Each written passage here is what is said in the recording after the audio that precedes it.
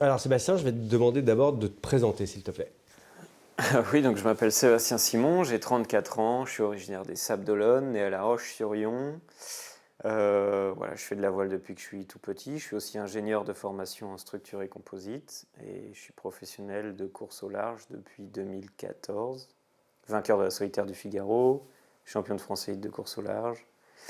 Et c'est ma deuxième participation à ce Vendée Globe 2024 aux côtés du groupe Dubreuil. À quel moment le Vendée Globe rentre dans ta vie en tant qu'observateur, qu'enfant?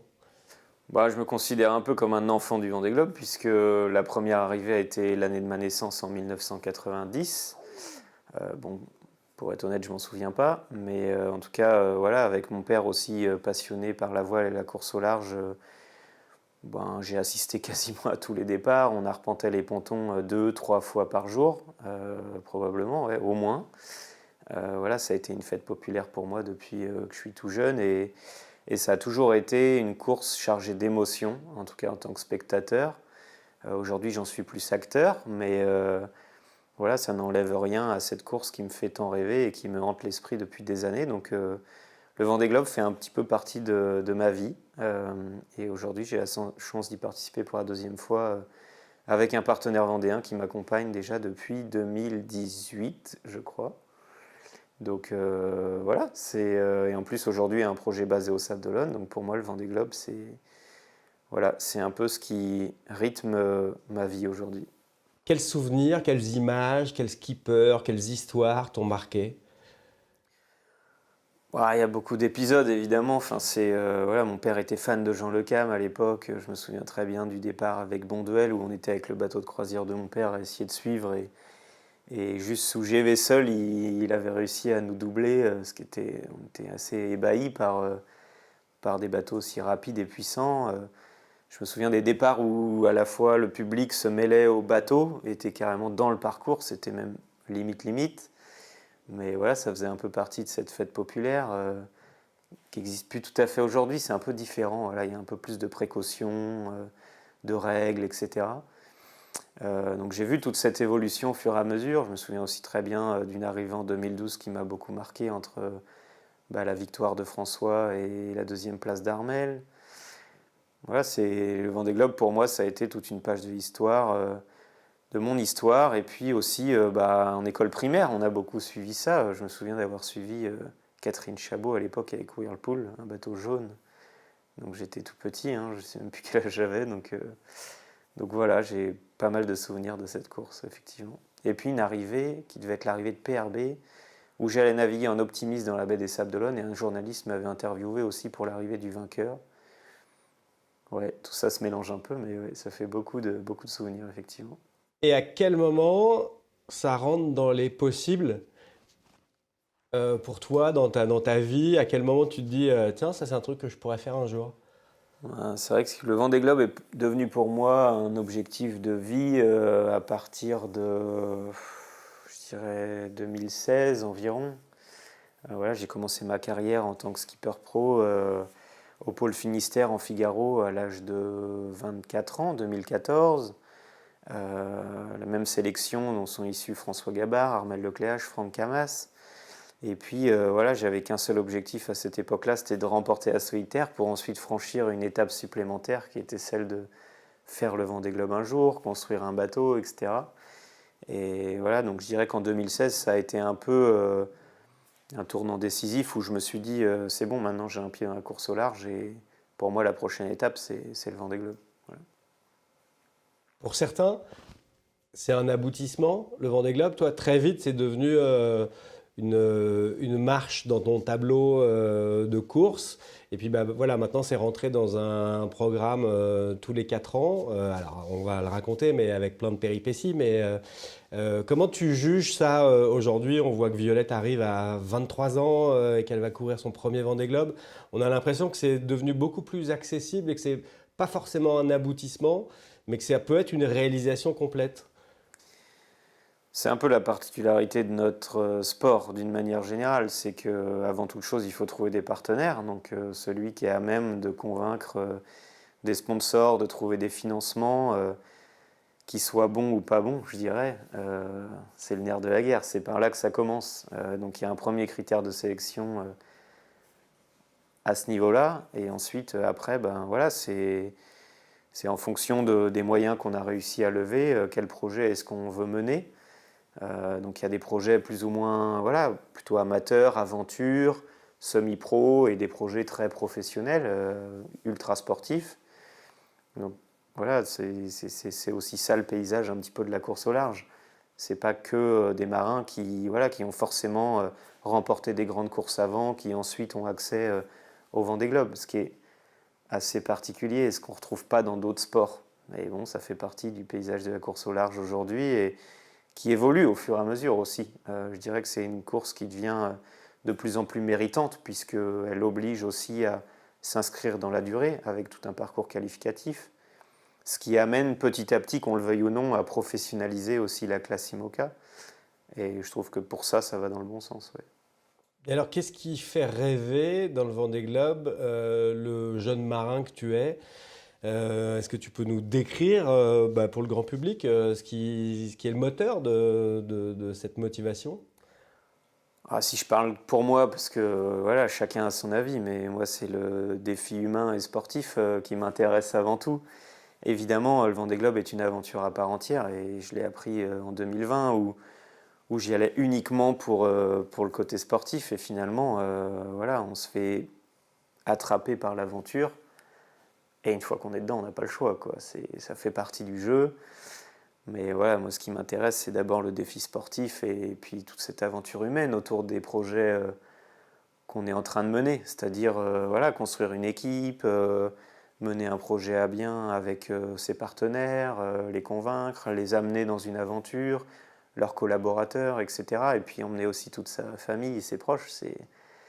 C'est ça qui est assez incroyable. Mais moi aujourd'hui, si je fais le Vendée Globe, c'est parce que c'est un projet sportif avant tout. Voilà, donc c'est ce qui m'anime de toute façon, d'une manière générale, c'est le sport. Voilà, et tout ce que j'ai envie, c'est que ça se professionnalise encore et que voilà, on se retrouve et un jour de me retrouver à la tête d'un projet, un projet leader peut-être. Voilà, aujourd'hui, on n'en est pas prêt, on progresse au fur et à mesure et on a un super projet avec le groupe du Breuil, avec une équipe qu'on a construite il y a peu de temps, avec une superbe courbe de progression. Donc voilà, l'objectif aussi aujourd'hui pour nous, c'est de le terminer. On a un bateau très compétitif et on est persuadé que avec une bonne préparation, le bateau finalement nous permettra d'avoir un résultat plus qu'honorable. Je ne saurais pas dire lequel aujourd'hui. Et chaque chose en son temps, étape par étape, on y va. Et on essaie d'y aller plutôt humblement. Mais en tout cas, voilà, les dernières courses laissent entrevoir de belles possibilités. Donc avant tout, je suis un compétiteur, mais j'oublie pas que l'objectif principal pour moi, c'est de le terminer, puisque j'ai encore le souvenir de mon abandon il y a 4 ans, où j'étais quatrième, où à la fois j'avais un sentiment d'avoir ma place dans cette course, et puis d'une certaine injustice, de celle de voir abandonner la course pour laquelle j'ai fait tant de sacrifices. Donc aujourd'hui, j'ai une seconde opportunité avec un partenaire vendéen, et j'espère voilà, leur prouver qu'ils ont eu raison de me faire confiance et voilà, aller au bout tout simplement. Tu peux nous raconter ton édition 2020, tu heurtes un cétacé dans la descente de l'Atlantique Sud. Raconte-nous, qu'est-ce que tu gardes toi de cette première partie de descente avant le choc et puis après sur l'abandon? En 2020, ça a été une édition difficile pour moi puisque ça a été, on a subi pas mal d'avaries techniques avant le départ. On a reçu nos nouveaux foils pendant le village du Vendée Globe. Donc on se retrouve avec une équipe à monter des foils qu'on n'a jamais testés. Enfin, c'est pas un scénario très confortable dans la tête d'un sportif. Donc voilà, j'ai fait une descente de l'Atlantique avec quelques avaries, etc. Et pour autant, je me suis bien battu. J'ai été le plus rapide sur 24 heures pendant quasiment une semaine. Ce qui prouvait que voilà, j'avais un bateau et l'envie, en tout cas, d'en découdre à ce moment-là. Donc je suis remonté petit à petit, j'ai dû m'arrêter pour aller sauver le skipper de PRB avec son bateau qui avait fait naufrage aux portes de l'océan Indien. À cette époque-là, j'avais 30 ans, jamais je m'imaginais partir sur un Vendée Globe pour sauver la vie d'un autre skipper, ce qui m'a profondément affecté aussi, ce qui m'a fait aussi prendre la mesure d'un événement comme celui-ci et d'une telle aventure. Et finalement, j'ai repris la course et je suis remonté à la 4e position. Et puis malheureusement, en plein sommeil, j'ai heurté un ovni qui m'a créé une voie d'eau très importante à bord du bateau et avec aucune possibilité de pouvoir réparer. Donc là, c'est un abandon qui reste un peu en travers de ma gorge et aujourd'hui, même si malheureusement j'y peux rien, ça fait partie un peu du côté aléatoire de notre discipline, c'est qu'on n'est pas maître de tout. On peut se préparer à tout, mais il y a des choses sur lesquelles on n'a pas de ressort, on n'a pas de recours, on n'a pas de possibilité d'évitement ou disons de compensation. Je ne sais pas comment l'expliquer, mais c'est beaucoup de sentiments en tout cas qui se mêlent à tout ça et qui font qu'aujourd'hui je suis encore plus déterminé à aller au bout de ce Vendée Globe et enfin à franchir cette ligne d'arrivée. Et puis une fois que ce sera fait, je pourrai enfin regarder derrière mon épaule et me dire que j'ai au moins accompli quelque chose dont je peux être fier. Voilà. Est-ce que tu peux, sans rentrer dans tous les détails, mais nous raconter, parce que on n'a pas forcément tout compris dans la fin de ton aventure avec ton sponsor de l'époque. Voilà, est-ce que tu peux nous expliciter un peu mieux cette fin de parcours un peu étrange Ça a été une fin de parcours très difficile, même une trahison, clairement. Donc mes anciens partenaires m'ont lâché après pas mal de promesses. Et ça a été un coup dur pour moi, après une saison 2021 où on fait 4e à Jacques Vabre. Donc il a fallu reconstruire tout un projet où finalement j'ai gardé pas mal de relations, et notamment aussi chez mes anciens partenaires, certains collaborateurs avec qui j'ai créé de belles histoires, avec qui je suis encore en relation aujourd'hui. Et finalement, c'est une histoire qui m'a... un coup dur, où j'aurais pu tout simplement rester au fond de mon lit et à me morfondre et à me plaindre. Et ça n'a pas été le cas. Au contraire, je me suis battu pour revenir ici aujourd'hui. Et notamment un de mes partenaires qui m'accompagnait à l'édition précédente, le groupe Dubreuil, a décidé de monter d'un cran et devenir partenaire majeur de ce projet Vendée Globe, dans lequel il est très très impliqué aujourd'hui. Et pour moi, c'est presque une bénédiction. C'est une belle opportunité, une seconde chance qu'il m'offre. Et j'en suis très honoré, très touché. Je ne sais même pas comment l'expliquer, mais bon, j'ai beaucoup de gratitude. En tout cas, je les en remercie profondément parce que pour moi, c'est un rêve qui redevient concret avec un bateau de dernière génération, avec des belles conditions, avec un projet qui évolue au fur et à mesure et une discussion sereine et humaine. Donc voilà, finalement, ça a été presque un mal pour un bien. Et aujourd'hui, je peux que être fier de là où je suis. Et si on me demandait là où je voudrais être aujourd'hui, clairement, j'échangerais ma place pour rien au monde. Je suis très fier de ma relation avec le groupe Dubreuil, avec ma situation, avec sa famille aussi, et le projet qu'on a construit avec une équipe toute neuve il y a un an seulement. Et aujourd'hui, on est à un mois de l'ouverture du village du Vendée Globe, avec un bateau qui va partir très probablement dans de très belles conditions, avec aussi beaucoup de sérénité, de la pression bien sûr, mais aussi de la sérénité en termes de gestion de projet. Et mes proches et mes amis qui m'accompagnent. Donc finalement, ça a été beaucoup de travail, beaucoup d'émotions, beaucoup d'énergie. Et finalement, je pense que je peux être fier de ce que j'ai accompli aujourd'hui. Voilà. Est-ce qu'en plus de l'abandon, cette fin d'histoire nourrit un peu ce côté revanchard ou pas du tout? Revanchard, je dirais pas que je suis revanchard parce que c'est une page pour moi que j'essaie de ma vie, que j'essaie de tourner. Tous les gens ont des coups durs dans leur vie et ils le surmontent d'une façon ou d'une autre. Moi, je suis quelqu'un de déterminé qui fonce et qui regarde droit devant.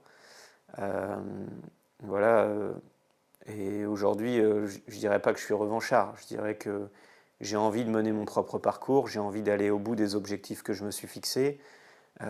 Et aujourd'hui, je serai pleinement redevable des personnes qui m'ont permis d'en arriver là aujourd'hui. Et encore une fois, tout ça, le groupe Dubreuil et sa famille surtout, ils sont pour beaucoup. Donc c'est quelque chose d'exceptionnel. Et je le dois aussi à mon équipe, à mes proches qui m'ont accompagné, qui m'ont soutenu dans tous ces moments. Donc voilà, enfin, je suis pas du genre à me plaindre, au contraire, je suis plutôt du genre à remonter la pente et à voilà, continuer ma course, à me relever. Et il n'y a rien qui m'arrêtera. En tout cas, je pense l'avoir prouvé, puisque j'ai eu un accident qui aurait pu être dramatique l'année dernière, qui aurait pu remettre en cause un petit peu la qualification au Vendée Globe. Et pour autant, même une blessure qui aurait pu être dramatique ne m'a pas arrêté. Un dématage non plus. Donc je pense avoir aujourd'hui prouvé que j'avais ma place sur ce Vendée Globe, que toutes les personnes qui m'accompagnent aujourd'hui ont eu raison de me faire confiance. Et aujourd'hui, c'est pas terminé pour moi, ni pour mon équipe. Il nous reste encore pas mal de choses à accomplir d'ici le départ. Et puis le 10 novembre prochain, ce sera à moi de jouer et à moi de faire mes preuves encore une fois. Voilà, en espérant couper la ligne d'arrivée en janvier prochain. Parle-nous un peu plus en détail justement de cette préparation. Tu as acheté le bateau de 11 Hour, qui était un très bon bateau. Donc ça repartait très bien, tu l'as dit, sportivement, avec plein de possibilités. Et puis là aussi, tu as rencontré dans cette préparation au Vendée plein de galères. Tu l'as dit, un accident, un dématage sur retour à la base. Mais des très bons résultats sportifs aussi sur les différentes transats auxquelles tu as participé. On a vu que tu pouvais jouer devant avec les tout meilleurs. Raconte-nous un peu en détail cette ligne droite vers le Vendée. Ouais, effectivement, donc j'ai participé à The Ocean Race aux côtés de Benjamin Dutreux à un moment où j'avais pas forcément de projet et il m'a permis de garder un pied un petit peu dans le circuit IMOCA, donc ça a été génial pour moi. Et ensuite en 2023, donc le 20 mai, on était après un dématage avec Benjamin, on était au Canada à Halifax et le 20 mai, avant de prendre l'avion pour rentrer en Europe, j'ai reçu un texto de Paul-Henri Dubreuil avec qui j'étais forcément resté en relation. Qui m'a demandé s'il y avait encore la possibilité de faire le Vendée Globe et si j'étais encore disponible. Je lui ai dit bien sûr oui. On s'est rencontrés 3 jours plus tard, le mardi suivant. Le projet a démarré là. On a fait l'acquisition de l'ancien bateau 11 Hour qui a remporté The Ocean Race justement. Tout s'est fait très vite. On se retrouve en juillet 2023 avec un bateau qui arrive au Sable d'Olonne, un bateau de dernière génération. Pas un tournevis en notre position, pas de locaux, pas d'infrastructure, pas d'équipe, rien, personne. Il a fallu tout créer de A à Z, monter un projet, des budgets, etc. Voilà, c'est pas rien, hein. C'est pas juste acheter un bateau et partir naviguer, quoi. Ensuite, on a fait la Transat Jacques Vabre, on a fait évoluer le projet, on a fait le retour à la base qui a été, qui aurait pu être dramatique, effectivement, avec un accident où j'ai eu une commotion cérébrale, j'ai perdu mes souvenirs, je me suis recousu le visage moi-même avec des agrafes. Je me suis arrêté aux Açores avec un blackout, plus d'énergie. J'ai dématé, j'ai rematé, j'ai fini la course, je me suis qualifié. Enfin, bref, une transat compliquée. Ensuite, je suis très très mal au dos et après des examens complémentaires, on s'est rendu compte que j'avais une vertèbre cassée en 3 morceaux dans le cou. Donc immobilisation pendant 3 mois, moi qui ai besoin personnellement de faire du sport tous les jours, ça a été pour moi un moment très très difficile de ma vie. Presque, je dirais, 3 jours bloqué à l'hôpital à devoir faire mes besoins allongés, manger allongé, immobilisé à 100%. Ça a été presque les 3 jours les plus horribles de ma vie. Et finalement, 4 mois après, je reprends le départ d'une transatlantique que les médecins de la course n'ont pas voulu me faire prendre. Où clairement, c'est pas ça c'était pas envisageable. Et finalement, c'est grâce à mes proches et mes amis aussi médecins qui se sont mouillés pour moi et qui ont fait en sorte que je puisse reprendre la mer, reprendre confiance, retrouver mes marques. Continuer ce parcours qualificatif pour le Vendée Globe, valider tous les choix techniques qu'on avait pu faire pendant l'hiver. Et ça a été une réussite. Donc encore une fois, j'ai fait preuve de détermination, de résilience et mon équipe aussi, mes partenaires aussi. Et aujourd'hui, on a terminé tout ce parcours-là un petit peu de la plus belle des manières, avec une 4e place sur la New York Vendée, qui est un scénario assez incroyable, je dirais, puisqu'on finit devant certains leaders du prochain Vendée Globe. Donc on peut être fier de ça. Maintenant, c'est pas une fin en soi. Et à terme, je dirais, dans les années futures, c'est pas une 4e place qui me suffira. Donc j'aspire à encore plus dans les années à venir.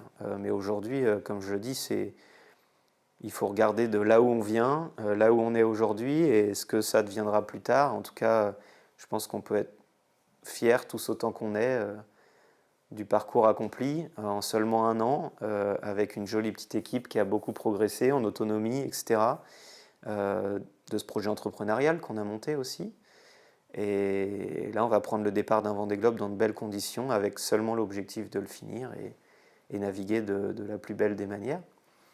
Donc voilà un petit peu comment s'est créé le projet au fur et à mesure. Et c'est vrai que ça fait finalement beaucoup de choses en seulement 1 an. Et pour autant, voilà, je dirais que le maître mot de notre aventure aujourd'hui, c'est la sérénité et beaucoup de fierté. Donc c'est pas terminé, clairement. Il nous reste beaucoup de travail à faire. Il ne faut pas relâcher les efforts, mais je pense qu'on peut être fier de ce qu'on a réalisé et ce qu'on a entrepris aujourd'hui. Parle-nous de ton bateau un peu, ses forces, ses faiblesses, et puis aussi, évidemment, parce que tu es un de ceux qui a vraiment mesuré dans sa chair et dans ses os, c'est le cas de le dire, la dureté de ces bateaux, la difficulté à vivre à bord. Et est-ce que le facteur humain va être une clé décisive pour les 3 mois de compétition qui vous attendent? Alors, c'est un bateau de dernière génération. Il fait partie des 13 bateaux neufs du prochain Vendée Globe. C'est un bateau qui a déjà fait ses preuves, puisqu'il a remporté The Ocean Race. Je veux dire, maintenant, à moi de prouver de quoi je suis capable, mais le bateau, en soi, il n'a rien à prouver. Alors après, voilà, c'est un sport technologique, plein d'innovations. Et donc, on voit que les bateaux nouvellement mis à l'eau ont peut-être certains plus dans certaines conditions. En attendant, c'est un bateau ultra polyvalent, ultra performant, qu'on a déjà beaucoup modifié en termes d'ergonomie, etc., en vue du Vendée Globe et à la suite de mon accident. Il faut savoir que ces bateaux, en fait, j'entends dire tous les 4 ans, et depuis que je suis petit, que ça y est, les bateaux sont trop puissants, la machine dépasse l'homme, et on ne peut plus mener nos bateaux à 100%, ce qui n'est pas vrai. L'homme s'adapte toujours, et aujourd'hui, je dirais même qu'à certains moments, on mène nos bateaux à 110% de leur potentiel, parce que nous aussi, on s'adapte. Et peut-être que finalement, c'est adapté sur une partie, sur le côté performance, mais on a oublié peut-être le côté sécurité, enfin la partie ouais, un peu plus liée à la sécurité, puisque ces bateaux vont toujours plus vite et forcément les petits bobos qu'on avait l'habitude d'avoir, voilà, mal de dos, blessures aux côtes, voilà, la bobologie habituelle s'est transformée en des choses un peu plus graves comme une commotion que j'ai pu avoir, une fracture, etc. Et donc il faut adapter un petit peu aussi nos habitudes de marin en portant un casque, en adaptant l'ergonomie, ce que nous on a fait, des choses sur lesquelles on a beaucoup travaillé. Et je vois d'ailleurs qu'aujourd'hui, après mon accident, beaucoup de personnes portent des casques, sans forcément le dire, mais ça commence à devenir une habitude. Donc voilà, c'est un bateau extraordinaire et évidemment l'évolution avance à grands pas et nous on doit s'adapter au fur et à mesure aussi et c'est ça qui est fabuleux dans notre sport. On fait partie d'une page de l'histoire qui est je pense la plus merveilleuse puisqu'on passe des bateaux normaux, des bateaux qui flottent, à des bateaux qui glissent, à des bateaux qui volent. Et voilà, c'est incroyable aujourd'hui, je trouve. Et est-ce que tu penses que ce que vous avez vécu sur les 4 transats de l'année, par exemple, est duplicable sur 90 jours ou 80 jours? Chacun a ses objectifs sur le prochain Vendée Globe. Il y en a qui vont pour la gagne et pas pour faire deuxième. Il y en a qui vont pour terminer et faire une place honorable. Il y en a qui vont pour l'aventure. Voilà, donc il y a aussi beaucoup de choix qui vont être faits dans la préparation, dans les éléments embarqués à bord en termes de poids et d'ergonomie et de confort, etc. Il y en a qui vont être prêts à faire des concessions au profit de la performance. Voilà, donc chacun ses objectifs, mais c'est certain, j'en suis persuadé qu'il y en a 4 ou 5 qui y vont uniquement pour gagner et rien d'autre. Nous, on n'est pas là, on va plutôt essayer de bien naviguer comme on l'a montré sur la dernière transatlantique, On va probablement avoir un bateau assez lourd au départ, puisqu'on va essayer de parer à toute situation pour finir à tout prix le Vendée Globe,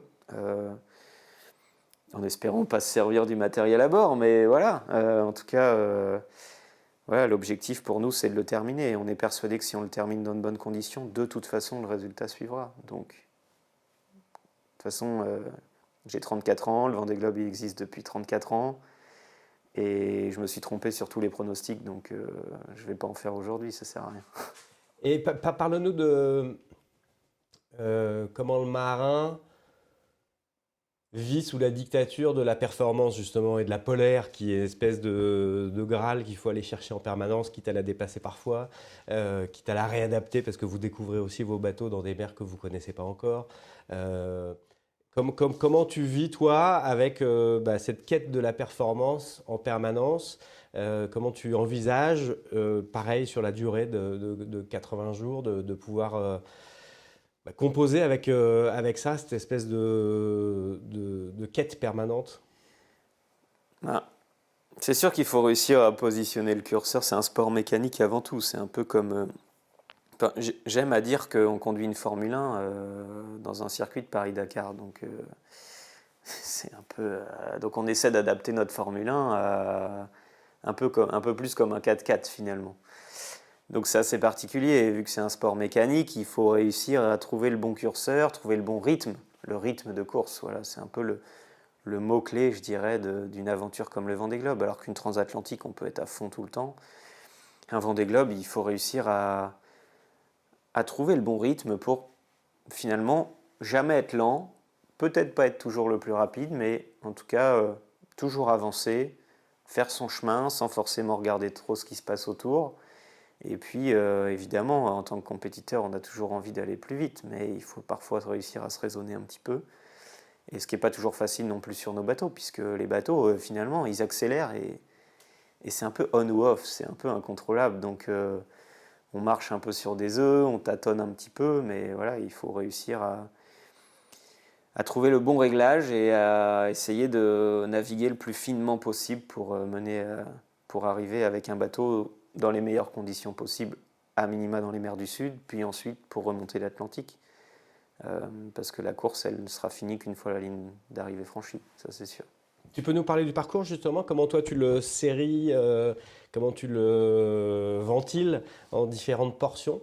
Bon, le parcours pour moi il n'y a pas plus simple, hein. On part des Sables d'Olonne, on arrive aux Sables d'Olonne, voilà. Donc c'est assez simple et pourtant, j'ai croisé il n'y a pas longtemps un certain Loïc Perron qui est une personne que j'admire beaucoup et qui m'a dit, bah, tu sais Seb, c'est simple, le Vendée Globe, moi je l'ai fait 3 fois, je l'ai fini qu'une fois. Donc quand un grand marin comme Loïc Perron nous explique finalement que c'est pas si facile que ça de finir cette aventure, euh, c'est incroyable. Et d'ailleurs, j'ai lu ce matin qu'il y avait 110 personnes, 115 personnes qui ont réussi le tour du monde pour 300 et quelques qui sont allés dans l'espace. Ouais, c'est un peu, ça explique un peu l'exploit quand même. Donc j'espère faire partie des prochains. Mais en tout cas, ce parcours, voilà, pour moi, c'est une descente de l'Atlantique, aussi complexe soit-il, voilà, puisqu'on part en hiver de chez nous et il y a le passage du Poteau Noir, très technique, il y a le contournement de Sainte-Hélène, une descente de l'Atlantique qui est pour moi un peu comme un sprint où on va vouloir aller se positionner au premier virage, donc le virage des mers du Sud, dans la meilleure position avec des écarts déjà faits pour ensuite rentrer dans un couloir où voilà, on va essayer pendant un mois de naviguer sans endommager le bateau à un joli rythme dans les mers du Sud, océan Indien, océan Pacifique, océan Indien que j'aimerais bien enfin réussir à croiser, puisque 2 abandons que j'ai eus dans cet océan, donc j'aimerais bien franchir cette porte cette fois. Et puis ensuite, voilà, on retourne à gauche, Cap Horn, où on a l'impression qu'on arrive à peu près à Noël, où on a l'impression que voilà, c'est la dernière ligne droite, mais sacrée ligne droite quand même, il faut remonter à l'Atlantique, c'est quasiment un mois, 20 jours, aux alentours des 20 jours. Et c'est pas évident parce qu'on commence par du près. Souvent on quitte les vents forts, mais c'est pas pour autant que c'est terminé. Et puis une fois qu'on arrive dans le golfe de Gascogne, on n'est pas à l'abri de se reprendre une grosse dépression, mois de janvier à la maison. Peut-être la pire du Vendée Globe, c'est possible. Et pour autant, il faut finir. On est proche de l'arrivée, mais il ne faut pas relâcher la pression. Il faut faire attention parce qu'on va retrouver du trafic maritime aussi, des pêcheurs, des cargos, etc. Donc voilà, il va falloir rester focus jusqu'à la ligne d'arrivée et le match n'est jamais terminé. On l'a vu à l'édition précédente, donc il va falloir réussir à s'accrocher jusqu'au bout. Mais en tout cas, c'est pas un parcours monotone, hein, clairement. Parle-nous un peu des mers du Sud. Toi, c'est ça qui te fait triper, qui te fait rêver, qui te donne envie d'aller voir à quoi ça ressemble? Ça me fait ni rêver ni triper les mers du Sud, mais voilà, ça fait partie du parcours pour moi. Ce qui me fait rêver, c'est de finir le Vendée Globe, tout simplement. Les mers du Sud, c'est un passage du parcours obligatoire. J'ai jamais été trop attaché au... Voilà, quand on m'a dit ah, ton premier Fastnet, etc. Bref, c'est un phare, un caillou. D'ailleurs, j'ai dû le faire 5 fois, je l'ai vu 2 fois, je pense. Donc voilà, les mers du Sud, pour moi, c'est un passage obligatoire et je pense pas que ce soit pire que de naviguer chez nous en hiver. Voilà, on est juste loin de chez soi, de l'autre côté du monde, à des fuseaux horaires complètement différents de ceux de nos proches. Donc il y a un sentiment d'éloignement un peu plus intense, ce qui renforce aussi le côté solitaire un peu de cette aventure. Voilà, c'est tout ce que ça représente pour moi, les mers du Sud. Et en tout cas, j'en fais pas de cas. Et justement, parle-moi un peu de la solitude, comment tu l'appréhendes? Je ne suis pas un solitaire dans l'âme, même si je suis quelqu'un d'assez timide et réservé d'une manière générale. Je n'aime pas forcément trop être en public, même si j'aime bien partager un peu ma passion, mes aventures avec ceux qui ont envie de l'entendre. Et surtout, j'aime surtout m'inspirer du parcours des autres. C'est aussi grâce à ces projets que j'ai fait beaucoup de rencontres inspirantes, que ce soit dans des domaines de l'entreprise, de l'entrepreneuriat ou du sport, tout simplement. Mais voilà, je dirais pas que je sois quelqu'un, que je suis pas quelqu'un de solitaire dans l'âme, donc je dirais même que je suis plus au contact de mes proches quand je suis en mer, puisque grâce aujourd'hui aux moyens de communication satellitaires, même ma copine me dit que des fois elle préfère que je sois en mer plutôt qu'au travail, puisque je lui donne plus de nouvelles. Donc ça prouve que j'ai besoin de cet attachement en tout cas. Voilà. Donc chacun le vit comme il veut. Si on en parle à Jean Le Cam, je suis sûr que lui va être bien tout seul, etc. Moi je suis un peu différent. Voilà. Je suis pas sûr de pouvoir d'ailleurs, si on projetait 30 ans en arrière, je suis pas sûr d'être en mesure de faire un Vendée Globe sans moyens de communication aujourd'hui, sans les moyens de communication d'aujourd'hui. Donc voilà. Tu as prévu justement des choses pour combler ce manque des autres? Des choses, non, non, c'est assez habituel, hein. Voilà, je suis beaucoup au contact de mes proches par WhatsApp, mais c'est souvent des discussions très générales, c'est-à-dire que j'aime bien avoir des nouvelles de la Terre, ça me permet de me raccrocher un peu à ce qui se passe sur la Terre, et puis ça me permet aussi de décrocher un peu de mon environnement, qui est un peu anxiogène, stressant, angoissant. Voilà, être tout seul à bord d'un IMOCA qui fait du bruit, qui bouge, qui craque, c'est pas toujours facile. Donc voilà, avoir un peu de nouvelles de ce qui se passe à terre, l'actualité, les nouvelles dans les autres sports, c'est ça que j'adore surtout. Voilà, donc les petites choses du quotidien, tout simplement. Et sur l'aspect repos de l'homme, du marin, gestion de ces temps de distraction, de relaxation, comment tu vas gérer? Qu'est-ce que tu as prévu? Qu'est-ce que tu as amélioré? Tu parlais d'ergonomie tout à l'heure pour optimiser ces moments de récup. À terre, j'ai tendance pour optimiser la récupération, à essayer de m'extraire un petit peu de l'environnement dans lequel je suis. Donc ça peut être je vais essayer d'écouter des podcasts cette fois, ce que j'ai jamais vraiment fait. J'ai l'habitude de regarder des morceaux de films, tout simplement, parce que ça me permet tout simplement de penser à autre chose. Ça peut être aussi lire un livre. Je lis jamais de livre à terre, mais il n'y a que en mer que j'arrive à lire.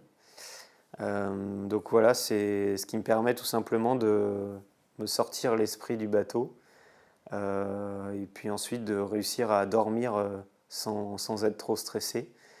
Donc c'est vraiment des petites choses à la fin. Mais ça change beaucoup de choses pour moi. Oui. Sur l'alimentation, pareil, le bien-être, mais aussi l'apport calorique, comment tu as préparé ce volet? Alors j'ai quelqu'un dans mon équipe qui s'occupe de ça. J'ai fait appel quand j'étais plus jeune à une nutritionniste. Aujourd'hui, je pense me connaître suffisamment pour savoir ce dont j'ai besoin, ce que je vais manger. Je connais aussi ma faiblesse, c'est que tout simplement je mange pas assez quand je suis en mer parce que j'ai pas faim, parce que c'est dû au stress, c'est dû à l'adrénaline, c'est dû à l'inconfort, c'est dû à... Voilà, enfin, manger par terre comme un peu un sanglier, c'est pas agréable du tout. Donc j'ai tendance parfois à sauter des repas, à aller un peu au bout de mes limites physiologiques et à manger finalement quand je suis au bord de la ligne rouge. Et donc voilà, j'essaie, ça fait aussi partie des concessions que j'ai pu faire pour le départ de ce Vendée Globe. C'est peut-être être un peu plus lourd au départ du Vendée Globe avec de la nourriture plus sous vide que lyophilisée. Donc 60% plus lourd quand même. Mais de la nourriture que voilà, je sais qu'en tout cas, elle me fera envie, elle m'incitera à manger, à me nourrir. Et puis on va essayer de partir avec aux alentours des un peu plus de 3000 calories par jour.